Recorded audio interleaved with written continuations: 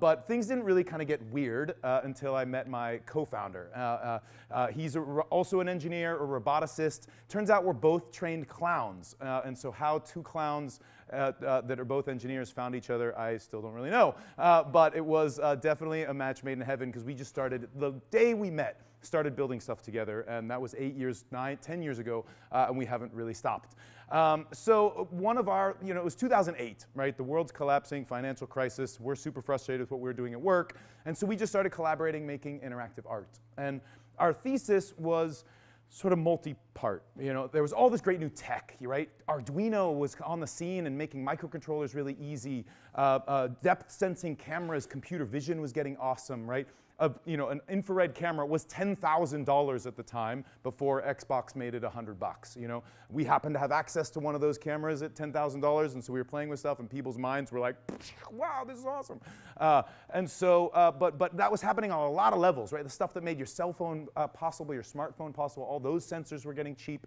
And so we were like, hey, with all this cool new stuff, like what new ways can we play? And the out-of-home entertainment industry hadn't changed a lot since laser tag and mini golf, and we were thinking about how, if you think about just Super Mario Brothers, evolved from a single screen game to a side scroller to sort of an open world to like really crazy open world, and there was this sort of disturbing trend that he and I saw, which was like the increasing complexity of how to even play those games. There was this kind of like asymptotic number of buttons on the controller that was not fun, right? We wanted it back to the old school stuff, the really simple things, the things that you could pick up and play immediately, and you didn't need a big long manual just to really drive that point home. The original Pong manual is literally 3 lines. Deposit quarter. Ball will serve automatically. Avoid missing ball for high score, right? You can be blotto out of your mind and play this game. And that, in public, that's a really easy, nice thing.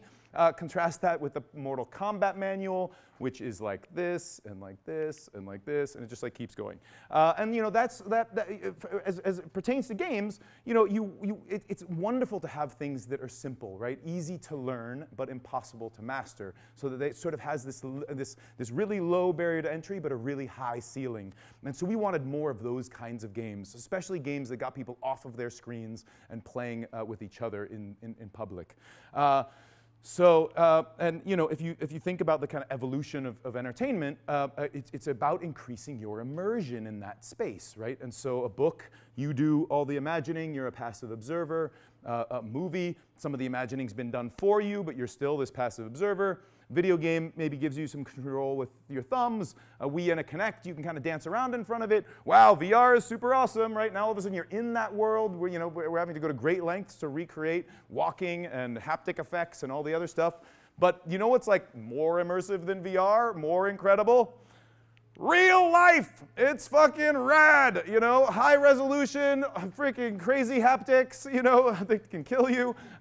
So all kinds of stuff but it is important to remember that like real life is incredible, and it is a great medium for, social interaction, and it's actually really a wonderful place to hang out.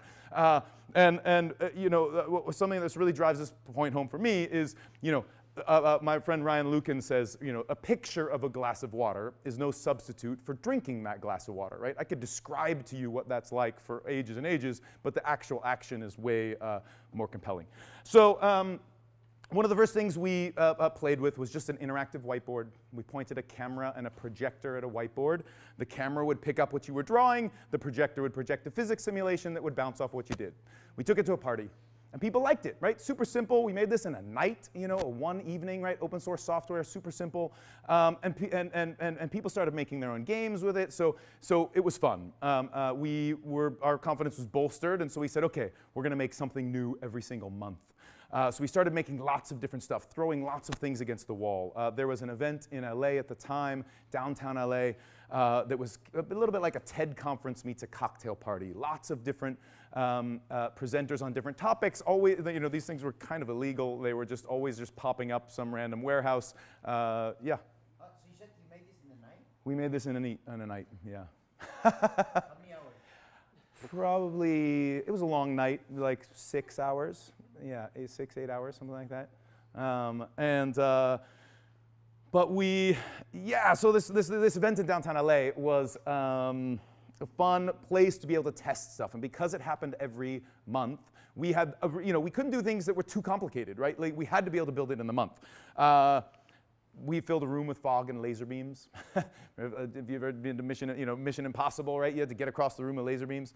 I joke. My co-founder actually met his wife in this game, and they just had their first kid, 9 years on.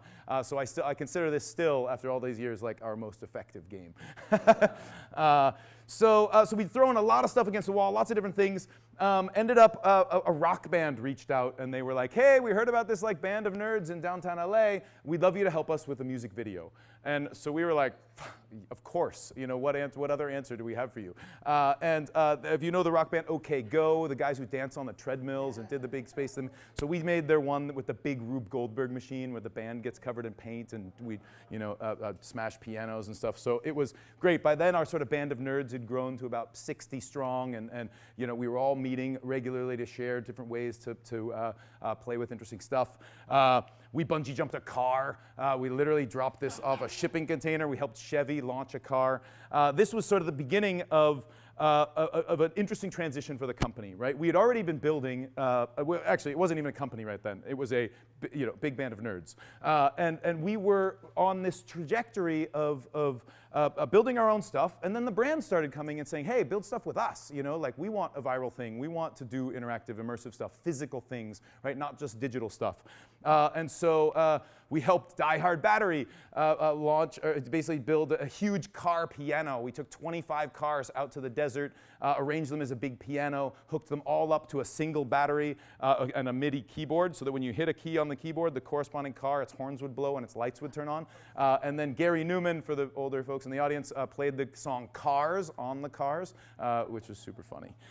So anyway, this was all about physicality, right? Experiential stuff. A lot of the branding agencies that were coming to us had copywriters and web developers and project managers, and nobody who could weld, right?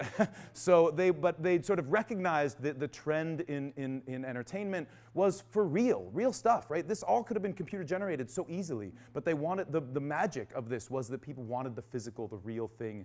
And so we were both building these kind of spectacle stunts as well as physical attractions in public. How does Intel launch a new product at CES, right? They want people to get their hands on that gear.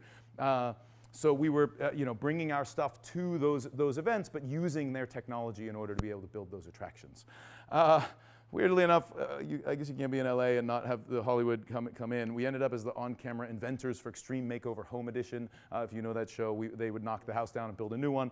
We would build some new invention for each one of the families. Wheelchair controllable pitching machines and projection mapped rooms, all kinds of fun stuff. So it was right about now that we were like, okay, it's time to turn this into a real company. So we started a circus. So we call it 2-Bit Circus. And we ended up with really, this was basically right out of the gates, a consulting company. And the way, it was basically 2 parts. We built all these attractions, and brands wanted us to bring them to their parties. And this was strictly like, hey, we don't want to do casino night, we want the high-tech circus. Bring all your games, we're Amazon, do our holiday party and make our employees have fun. Or we're Intel and we want to entertain the kids at our science fair. Intel was the first one who said, hey, we've got these new chips, we got these new cameras, make stuff with our stuff. And so this started kind of phase 2, which was building custom attractions in public, utilizing either IP or technology. And we really did a ton of that stuff. I mean, for a small team, we've touched a really broad spectrum of brands. This is literally just a subset.